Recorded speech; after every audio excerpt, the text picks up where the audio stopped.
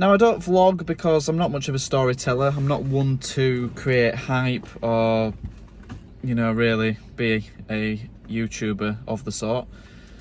But this is what's going on at the moment. So I've got rid of the Cat C Golf GTD. I've sold the 1 Series, which is probably the cleanest car I had, and the 335 is up for sale because I've got myself a new project to be getting on with.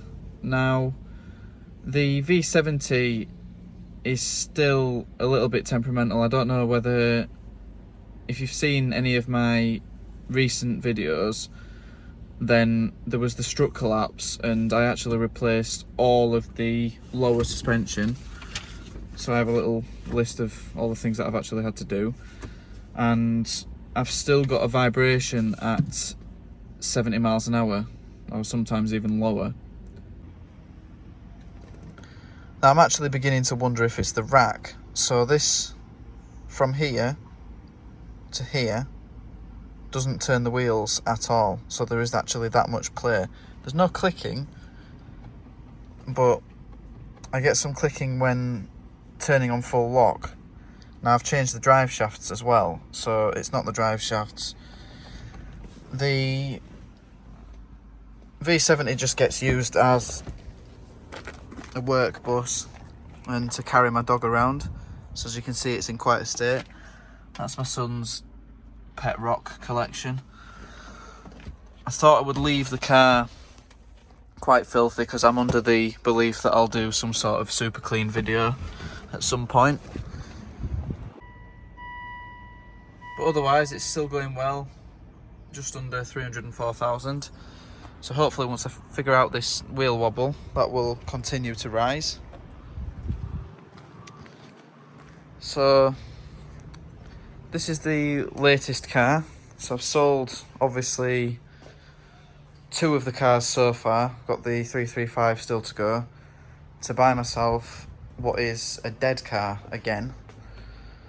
So this is a 37,000 mile BMW M135i, and the engine is seized. So this is the later engine to the engine I had in the 335. This is the N55 engine. The 335 was the N54. Now, I wouldn't have touched this car if it hadn't have been a really good example. Now, it's not high spec or anything like that, but it is a manual, and it is very clean. So I thought it would be worth, considering what I have paid for it, having a go at rebuilding the engine.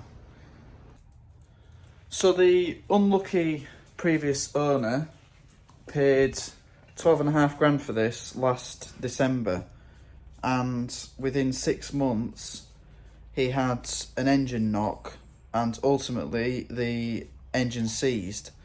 Now, the circumstances of the engine seizing were engine just idling. So he'd had the knock and he'd taken it to a BMW specialist to be checked out. They checked the top end, they checked the timing, they checked the Vanos is a common issue on these, I think, and told him to let the problem develop because they couldn't find anything wrong. And on his way home, the engine seized when stationary at a roundabout. So I'm hoping that there will be minimal damage to the crank. I'll be able to remove the engine, which is going to be the biggest job I've ever done. I've never removed an engine before. And inspect the bottom of the engine and see how much damage has actually been done. Now, as you can see by the reg, Yankee Foxtrot, this is a local car. This was registered in Leeds. So I'm pretty confident that it is the real deal. I've checked all the history, I've checked everything. It's, you know, it's on Bridgestones all round, as it should be. So I'm confident this is a car that will be worth doing. And hopefully there'll be some updates in the near future. I'm just learning as I go along. The rebuild I will either do myself under supervision from my friend Jeff at Motec, or I may send the engine off to be done. It depends on how much damage there is. I'm hoping there'll be minimal damage to the crank and I'll be able to have it reground, fit new shells and new oil cooler, all the things that you're supposed to do. And hopefully that'll be all I need to do. So we'll see. Don't ask me how I've managed to squeeze it in like this, but this is what had to be done to keep running my business alongside the car stuff. Painted my floor beforehand as well. Didn't do that great a job, but I've tried to protect it where I can. So I've put the ramps on carpet.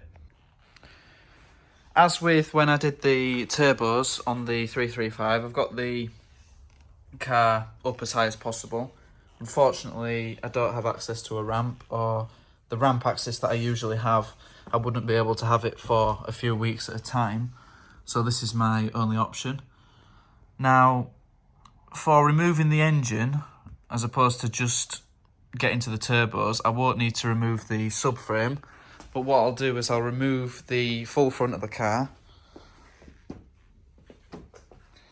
So bumper and lights obviously, and then the crash panel, all the radiator, everything like that. Give me plenty of access to lift the engine out. I'll have to disconnect the gearbox, which is probably going to be the hardest bit. I absolutely hate being on the floor. It doesn't do much good for my fibromyalgia, but this is what I have to do. So hopefully there'll be an update in the near future. If you keep a lookout for that, and if you've got any tips or advice, please leave them in the comments section.